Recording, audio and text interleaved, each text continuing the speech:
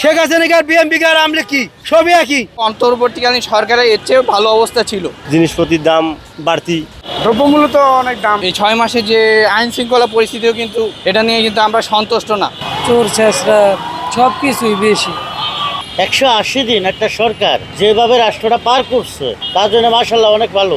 সবাই তো কইতাছে যে আওয়ামী লীগ সরকার সব লয়ে গেছে, এলিভেটর গোছ করতে সময় লাগবো না। সরকারের 180 দিন পূর্ণ হয়েছে। এই সময়ের মধ্যে দ্রব্যমূল্য, আইন শৃঙ্খলা পরিস্থিতি এবং নাগরিক সেবায় জনগণ ঠিক কতটা স্বস্তি পেয়েছে? জনগণের প্রত্যাশা এবং সরকারের অর্জনের মধ্যে পার্থক্যটাই বা কতটুকু? জিনিসপত্রের দাম বাড়তি। হাসিনার আমলে তেল ছিল 150 টাকা কেজি, 160 টাকা খোলা তেল, এখন তেল 200 টাকা খাইতেছে খোলা তেল। জিনিসপত্রের দাম কমিলে আমরা ভালো থাকবো, আমাদের যেমন ইনকাম, যেমন তেলের দাম 200 টাকা কেজি লাগিছে, তেল যদি 100 টাকা কেজি থাকে তাহলে ভালো থাকিত। জীবন অবাক না করলে কে করবে? 28% মিল্ক ফ্যাটের অবাক করার সাথে ফ্রেশ মিল্ক পাউডার। জীবন অবাক করুক প্রতিদিন। এই 180 দিনের মধ্যে হাসিনা ফেরত আসবে বলে সে হচ্ছে অনলাইন হচ্ছে প্রচার করতেছে কিংবা করতেছে। তাহলে আমরা যে এই যে গণহত্যার সাথে জড়িত শক্তি যে বিচার প্রক্রিয়া, সেই বিচার প্রক্রিয়া আগানোর ক্ষেত্রে এই সরকারের কোনো প্রকার ভূমিকা আসলে দেখতেছি না। যা দেখলাম তো মোটামুটি ভালোই ছিল। এখন কি অবস্থাও হয় আর কেমনে কি দিন যায় সামনে সেটা বলতে পারি না, এখনো বলাই মুশকিল। দ্রব্যমূল্য তো অনেক দাম, এই জন্যই তো বললাম যে আমাদের জন্য যদি একটু দ্রব্যমূল্যটাই কম থাকতো তাহলে আমরা চলে ফিরে খাইতে পারতাম, আমাদের আর কষ্ট হইতো না।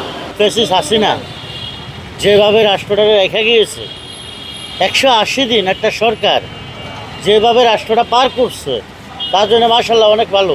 যে অবস্থা বর্তমানে আছি আমরা, তাই থেকে কিন্তু আগের থেকে মাশাআল্লাহ অনেক ভালো আছি। কিন্তু ওরা কিন্তু যে ধরনের রাষ্ট্রটা রেখে গেছে, এখানে শুধু ওদের দলের লোকাই আছে, বাইরে কেউ নাই।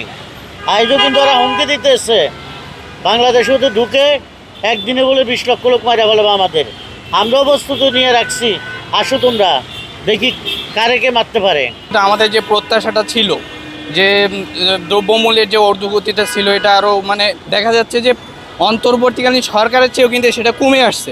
তারপর আমরা চেয়েছিলাম যে মানে গ্যাসের দাম কিন্তু প্রয়োজনে মানে আগের থেকে বেড়ে গেছে এবং সিএনজি তারপরে এগুলোতে মানে পাচ্ছে না, গ্যাস পাচ্ছে না।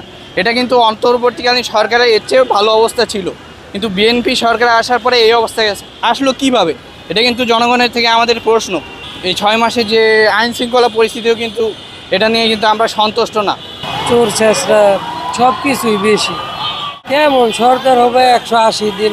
17 বছর দেখছি, 180 দিন হবে হয়েছে, আরও দেখি কয় বছর। সবাই তো কইতাছে যে আওয়ামী লীগ সরকার সব লয়ে গেছে, এলিভেটর গোছ করতে সময় লাগবো না। যাক আরও 2-3 বছর যাক ভাই, 5 বছর যাক, পরে বোঝা যাইব। যে কথাগুলো দিচ্ছে, যেমন কারেন্টের কথা, দ্রব্যমূল্যের যেটা ঊর্ধ্বগতি হয়েছে সেটাও হয়নি, মানে কথা যেটা দেওয়া হয়েছে একটা কথাও হয় নাই। বর্তমান সরকার তো সবাই আইছে 180 দিন হয়েছে, এখন পর্যন্ত তো আর কি করবে? এখন পর্যন্ত তো কিছু করার নাই, সামনে আগাইতে হোক, তার পারবে চেষ্টা করলে হোক। এই সরকার তো আইসি 180 দিন, 20 দিন নিয়ন্ত্রণ হয় না। এখন তো এই সরকারে আর 2 বছর সময় দিতে পারে, 1 বছর সময় দিতে হবে, তাহলে দ্রব্যমূল্য নিয়ন্ত্রণ আসতে পারে। আইন শৃঙ্খলা মোটামুটি আসতে ভালো আছে, না গেছে ভালো আছে। সব জিনিসের দাম বাড়তি, গ্যাস নেই, পানি নেই, কারেন্ট নাই। তো আমরা এখন যেভাবে চলি, আমাদের বেঁচে থাকার থেকে না মরে যাওয়া ভালো।